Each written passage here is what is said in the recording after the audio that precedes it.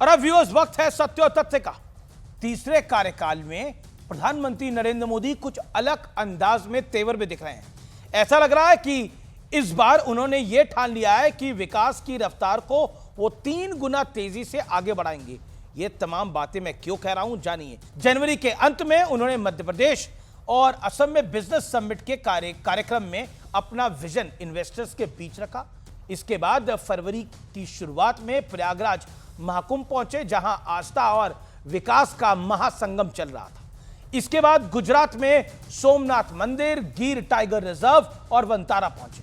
जिस रफ्तार से मोदी भारत के हर कोने का चक्कर लगा रहे हैं, उतनी तेजी से तो उनके विरोधी शायद प्लान भी नहीं बना पा रहे हैं। गुरुवार सुबह नरेंद्र मोदी उत्तराखंड पहुंचे और पहले मुखबा यानी मां गंगा के मायके में पूजा की, फिर हर्षिल में लोगों को संबोधित किया।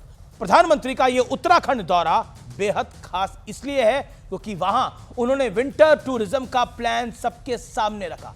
अभी तक यूरोपियन देशों को विंटर टूरिज्म का सबसे बड़ा सेंटर यानी केंद्र माना जाता था, यानी प्रधानमंत्री मोदी ने एक बार फिर खुद को बड़ा चैलेंज दिया। और इतिहास गवाह है कि मोदी ने जब जब खुद को चुनौती दी है, तब तब असंभव से दिखने वाले काम रिकॉर्ड वक्त में पूरे किए जाते हैं। सोचिए, प्रधानमंत्री मोदी की जेहन में कितनी दूर की बात चल रही है। विंटर टूरिज्म का मतलब है पहाड़ों में ऑफ सीजन जैसे कॉन्सेप्ट का खत्म हो जाना, यानी 12 महीने विकास, 12 महीने कारोबार और 12 ही महीने रोजगार, एम्प्लॉयमेंट। और नरेंद्र मोदी का ट्रैक रिकॉर्ड कहता है कि इन बातों को महज पॉलिटिकल जुमला मानकर नजरअंदाज नहीं किया जा सकता, क्योंकि मोदी की घोषणा का मतलब है कि वादा पूरा होकर रहेगा।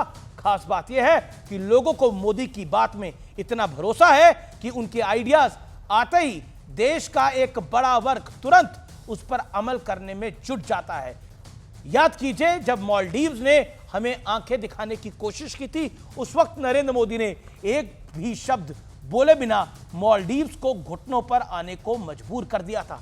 और इसके लिए बस वो लक्षद्वीप के एक सी बीच पर कुर्सी डालकर बैठ गए थे। नतीजा यह हुआ कि 2024 में मालदीव्स के राष्ट्रपति को 2 बार भारत आना पड़ा, क्योंकि मालदीव का विदेशी मुद्रा भंडार केवल $40 करोड़ ही बच गया था। नरेंद्र मोदी ने हमेशा विरासत और विकास का सिद्धांत देश के सामने रखा है। अयोध्या, काशी, प्रयागराज, उज्जैन को देखिए और विरासत से विकास वाले संगम के साक्षात दर्शन हो जाएंगे आपको। जिन कामों पर दूसरी सरकारें हाथ डालने से पहले 100 से भी ज्यादा सोचती थी, नरेंद्र मोदी उन तमाम कामों को एक एक कर अंजाम तक पहुंचा रहे हैं।